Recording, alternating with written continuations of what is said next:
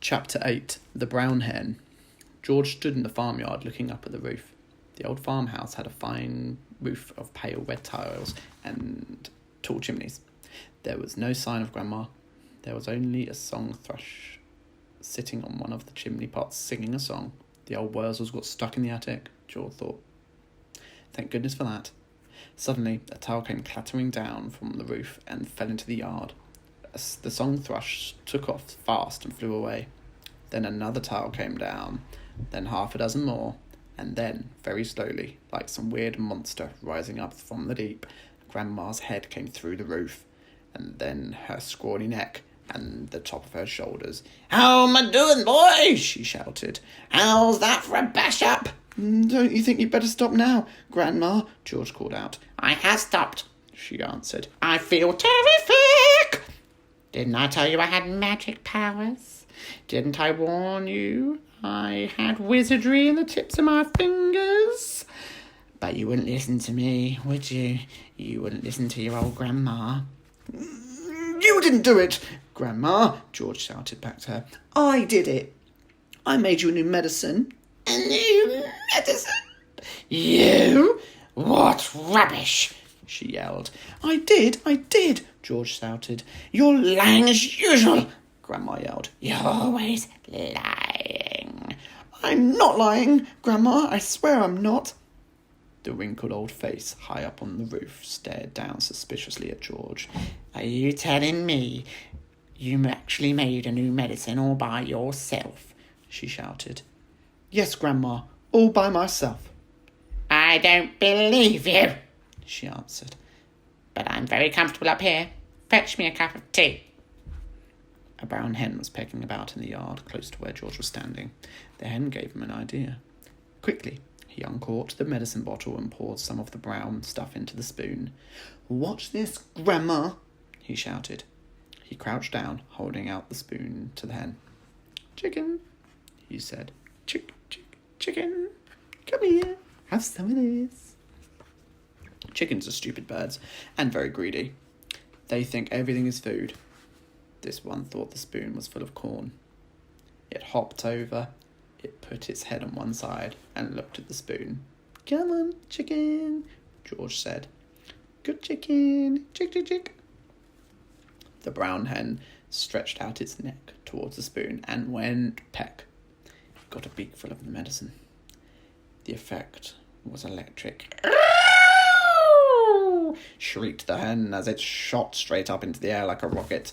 It went as high as the house. Then it came down again into the yard. Splosh! And there it sat with its feathers all sticking straight out from its body. There was a look of amazement on its silly face. George stood watching it. Grandma up on the roof was watching it too. The hen got to its feet. It was rather shaky. It was making funny gurgling noises in its throat. Its beak was opening and shutting. It seemed like a pretty sick hen. "You've done it in, you stupid boy!" Grandma shouted. "That hen's going to die! Your father'll be right after you now. He'll give you socks and serve you right." All of a sudden, black smoke started pouring out of the hen's beak. "It's on fire!" Grandma yelled. "The hen's on fire!" George ran to the water trough to get a bucket of water. "That hen will be roasted and ready for eating any moment," Grandma shouted. George sloshed the bucket of water over the hen. There was a sizzling sound, and the smoke went away. "The old hen's laid its last egg," Grandma shouted. "Hens don't do any laying after they've been on fire." Now that the fire was out, the hen seemed better. It stood up properly. It flapped its wings. Then it crouched down, low to the ground, as though getting ready to jump. It did jump. It jumped high in the air and turned a complete somersault and landed back on its feet. "It's a circus hen!" Grandma shouted from the rooftop. "It's a flipping acrobat!" Now the hen began to grow. George had been waiting for this to happen. "It's growing!" he yelled. "It's growing, Grandma! Look, it's growing!" Bigger and bigger, taller and taller, it grew. Soon the hen was 4 or 5 times its normal size. "Can you see it, Grandma?" George shouted. "I can see it, boy!" the old girl shouted back. "I'm watching it!" George was hopping about from one foot to the other with excitement, pointing at the enormous hen and shouting, "It's had the magic medicine, Grandma, and it's growing just like you did!" But there was a difference between the way the hen was growing and the way Grandma grew. When Grandma grew taller and taller, she got thinner and thinner. The hen didn't. It stayed nice and plump all along. Soon it was taller than George, but it didn't stop there. It went right on growing up until it was as big as a horse. Then it stopped. "Doesn't it look marvellous, Grandma?" George shouted. "It's not as tall as me," Grandma sang out. "Compared with me, that hen is titchy small. I am the tallest of them all." Chapter 9. The pig, the bullocks, the sheep, the pony, and the nanny goat. At that moment, George's mother came back from shopping in the village. She drove her car into the yard and got out. She was carrying a bottle of milk in one hand and a bag of groceries in the other. The first thing she saw was the gigantic brown hen towering over little George. She dropped the bottle of milk. Then Grandma started shouting at her from the rooftop, and when she looked up and saw Grandma's head sticking up through the tiles, she dropped the bag of groceries. "How about that then, eh, Mary?" Grandma shouted. "I bet you've never seen a hen as big as that. That's George's giant hen, that is." But, stammered George's mother. "It's George's magic medicine," Grandma shouted. "We've both of us had it, the hen and I."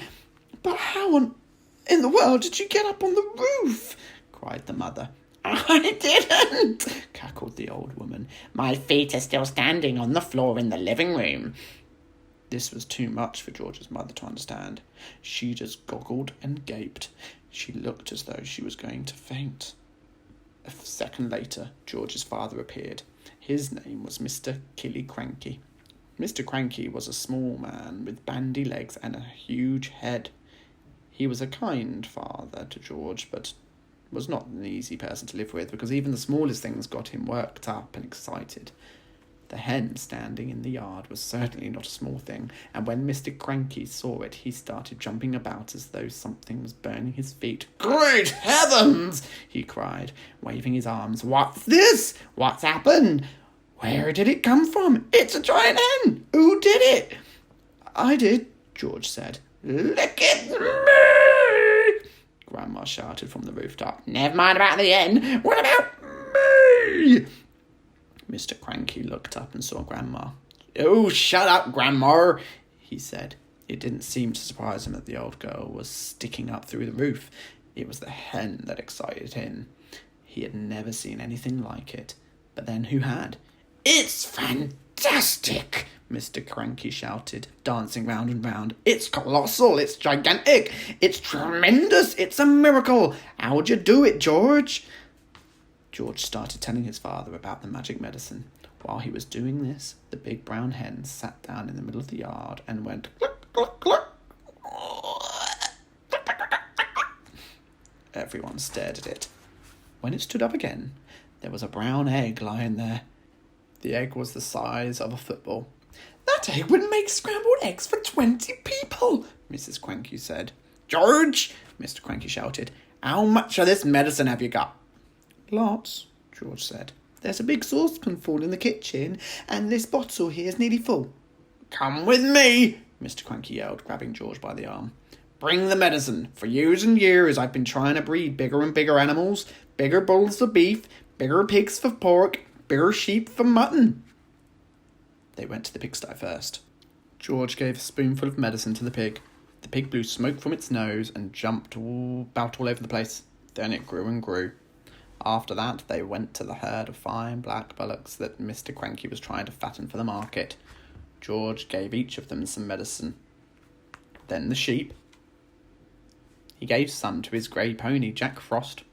And finally, just for fun, he gave some to Alma, the nanny goat. Chapter 10. A crane for Grandma. Grandma, from high up on the rooftop, could see everything that was going on, and she didn't like what she saw. She wanted to be the centre of attention, and nobody was taking the slightest notice of her. George and Mr. Kranky were running round and getting excited about the enormous animals. Mrs. Kranky was washing up in the kitchen, and Grandma was all alone on the rooftop. "Hey, you!" she yelled. "George, get me a cup of tea this minute, you idle little beast!" Don't listen to the old goat, Mr. Kranky said. "She's stuck where she is, and a good thing too." "But we can't leave her up there, Dad," George said. "What if it rains?" "George!" Grandma yelled. "Oh, you horrible little boy! You disgusting little worm! Fetch me a cup of tea at once, and a slice of carrot cake." "We'll have to get her out, Dad," George said. "She won't give us any peace if we don't." Mrs. Kranky came outside, and she agreed with George. "She's my own mother," she said. She's a pain in the neck," Mr. Kranky said. "I don't care," Mrs. Kranky said. "I'm not leaving my own mother sticking up through the roof for the rest of her life." So in the end, Mr. Kranky telephoned the crane company and asked them to send their biggest crane out to the house at once. The crane arrived 1 hour later. It was on wheels and there were 2 men inside it. The crane men climbed up onto the roof and put ropes under Grandma's arms. Then she was lifted right up through the roof. In a way, the medicine had done Grandma a lot of good. It had not made her any less grumpy or bad-tempered, but it seemed to have cured all her aches and pains, and she was suddenly as frisky as a ferret. As soon as the crane had lowered her to the ground, she ran over to George's huge pony, Jack Frost, and jumped onto his back. This ancient old hag, who was now as tall as a house, then galloped about the farm on the gigantic pony, jumping over trees and sheds and shouting, "Out of my way! Clear the decks! Stand back! All you miserable midgets, or I'll trample you to death!" and other silly things like that. But because Grandma was now much too tall to get back into the house, she had to sleep that night in the hay barn with the mice and rats. Chapter 11. Mr. Kranky's Great Idea. The next day, George's father came down to breakfast in a state of greater excitement than ever. "I've been awake thinking all night about it," he cried. "About what, Dad?" George asked him. "About your marvellous medicine, of course. We can't stop now, my boy. We must start making more of it, at once. More and more and more." The giant saucepan had been completely emptied the day before, because there had been so many sheep and pigs and cows and bullocks to be dosed. "But why do we need more, Dad?" George asked. "We've done all of our own animals, and we've made Grandma feel as frisky as a ferret, even though she does have to sleep in the barn." "My dear boy," cried Mr. Kranky, "we need barrels and barrels of it, tons and tons. Then we will sell it to every farmer in the world so that all of them can have giant animals. We will build a marvellous medicine factory and sell the stuff in bottles of £5 at a time. We will become rich and you will become famous." "But wait a minute, Dad," George said. "There's no waiting," cried Mr. Kranky, working himself up so much that he put butter in his coffee and milk on his toast. "Don't you understand? This tremendous invention of yours is going to do to the world. Nobody will ever go hungry again." "Why won't they?" asked George. "Because one giant cow will give 50 buckets of milk a day," cried Mr. Kranky, waving his arms. "One giant chicken will make 100 fried chicken dinners, and one giant pig will give you 1,000 pork chops. It's tremendous, my dear boy. It's fantastic. It'll change the world." "But wait a minute, Dad," George said again. "Don't keep saying wait a minute," shouted Mr. Kranky. "There isn't a minute to wait. We must get cracking at once." "Oh, do calm down, my dear," Mrs. Kranky said from the other end of the table, "and stop putting marmalade on your cornflakes." "To heck with the cornflakes," cried Mr. Kranky, leaping up from his chair. "Come on, George, let's get going. And the first thing we'll do is make one more saucepanful as a tester." "But, Dad," said little George, "the trouble is—" "There won't be any trouble, my boy," cried Mr. Kranky. "How can there possibly be any trouble? All you gotta do is put the same stuff into the saucepan as you did yesterday. And while you're at doing it, I'll write down each and every item. That's how we'll make the magic recipe." "But, Dad," George said, "please listen to me." "Why don't you listen to him?" Mrs. Kranky said. "The boy is clearly trying to tell you something." But Mr. Cranky was too excited to listen to anyone except himself. "And then," he cried, "when the new mixture is ready, we'll test it out on an old hen, just to make absolutely sure we got it right. And after that, we'll all shout hooray and build a giant factory." "But, Dad—" "Oh, come on then. What is it you wanted to say?" "I can't possibly remember all of the hundreds of things I put into the saucepan to make the medicine," George said. "Of course you can, my dear boy," cried Mr. Cranky. "I'll help you. I'll jog your memory. You'll get it in the end. You see if you don't. Now then, what was the very first thing you put in?" "I went up to the bathroom first," George said. "I used a lot of things in the bathroom and on Mummy's dressing table." "Come on then," cried Mr. Cranky. "Up to the bathroom we go." When they got there, they found, of course, a whole lot of empty tubes and empty aerosols and empty bottles. "That's great," said Mr. Cranky. "That'll tell us exactly what you used. If anything is empty, it means you used it."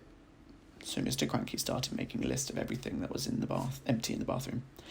Then they went to Mrs. Cranky's dressing table. "A box of powder," said Mr. Cranky, writing it down.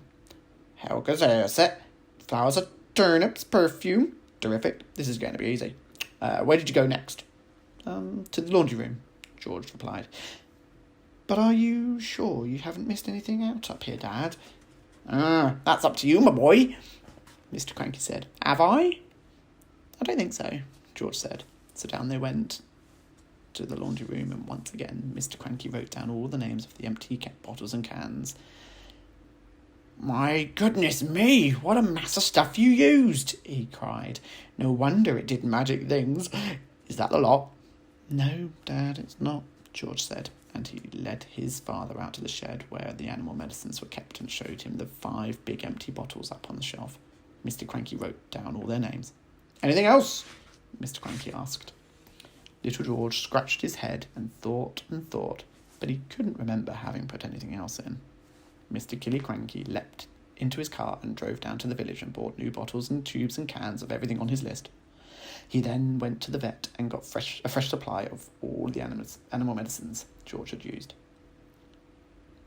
"Now you show me how you did it, George," he said.